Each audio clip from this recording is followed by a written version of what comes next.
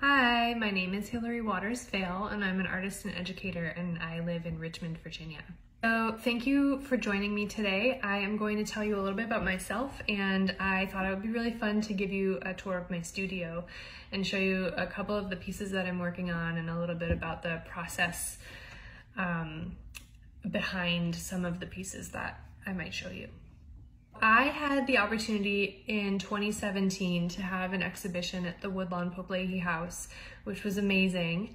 And I had the opportunity to respond to some of the things in the collection.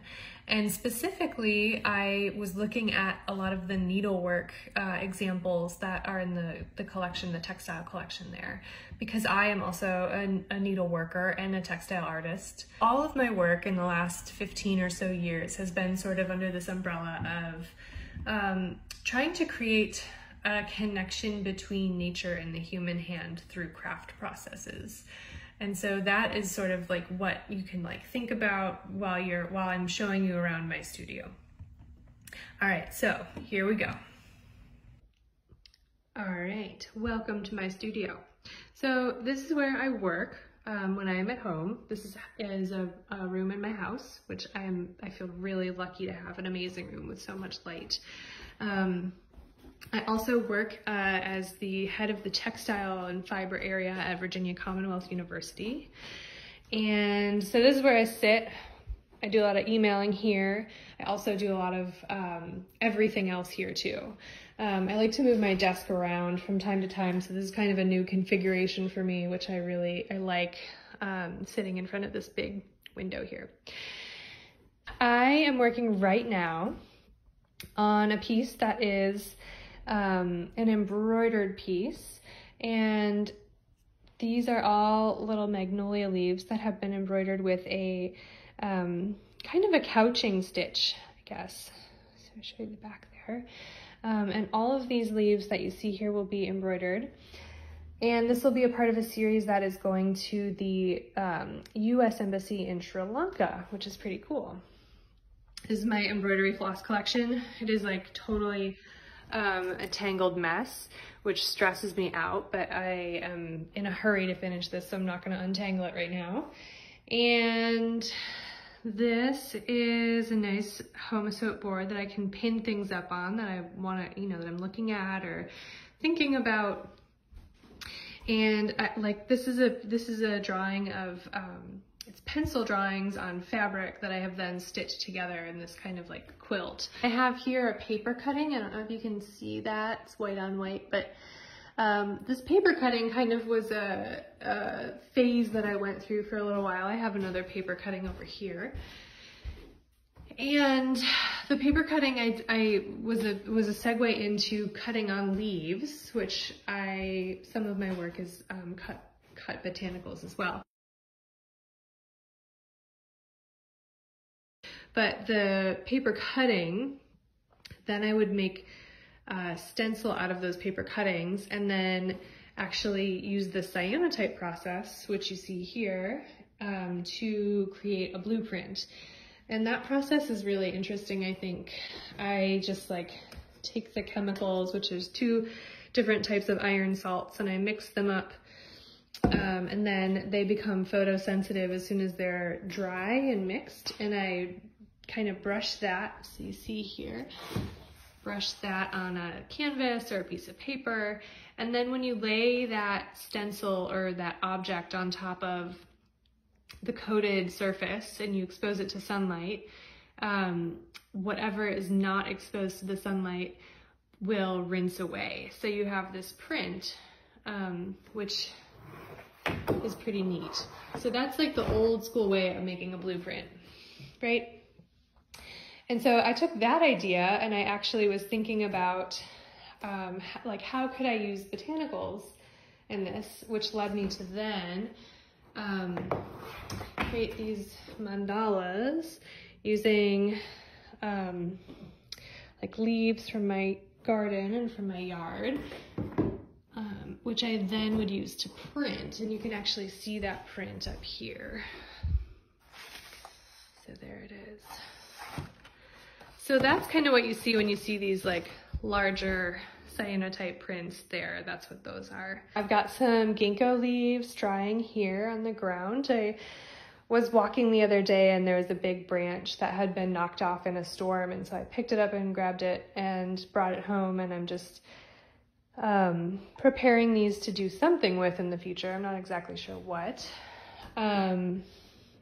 This little cabinet here is like my magic cabinet of all the things. So here's like I keep samples and finished work. But here's a couple of samples and like things that I liked or didn't like. There's an interesting little ginkgo leaf with stitching. I always think the back is interesting too. And just like materials that I haven't used yet. I have lots of leaves in here, and dried leaves and preserved leaves and lots of things. This leaf actually here, this is an interesting one. A friend of mine, Andrea Keys-Connell, gave me that leaf, and it's a pressed begonia leaf. And as you might or might not know, begonias are really easy to propagate. So you just kind of snap off a branch and then you stick it in water, and it'll sprout roots, and then you can pass it on and pass it on and pass it on. So this leaf from this particular begonia came from a leaf that was actually a child or great-great-great-grandchild of a begonia that belonged to Albert Einstein, which is kind of crazy. I don't know what I'm going to do with it yet, but I have it. There it is. I have like tons of materials like from nature that I just have and collect, and weird odds and ends. And then this is my bookshelf where I have lots of my favorite books. And in this book I keep, this is a fantastic book. I love this book so much. But this is actually also, it's a big, thick, heavy book.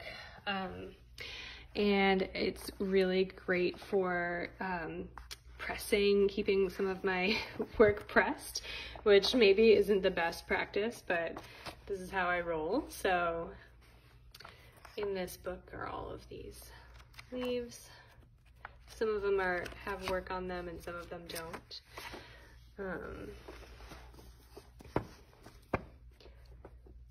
This is a fantastic book. What else do we got? Oh yeah, this one. So that's using that same kind of couching, partially couching stitch. That's what the back looks like. So I have lots of work in here by friends, people that I care about. Here's an embroidered feather. So I'll get closer and closer so maybe you can see. That's a duck feather that I embroidered stripes onto. That's from a project a couple years ago that I did. And then I have a couple pieces in here that are made of feathers that are sort of pulled apart. So this is a piece made from a feather that I pulled apart with tweezers. This is one of my favorite tools actually in the studio, are jeweler's tweezers. And I use them all the time for lots of different things, but I have a couple pairs of those. So also over here, I keep another gigantic box of embroidery floss that looks like spaghetti right now. Very stressful. And I just have lots of supplies over here. I have some leather. My partner is a shoe designer, so I have lots of leather from him. And some samples of dyed silk and wool.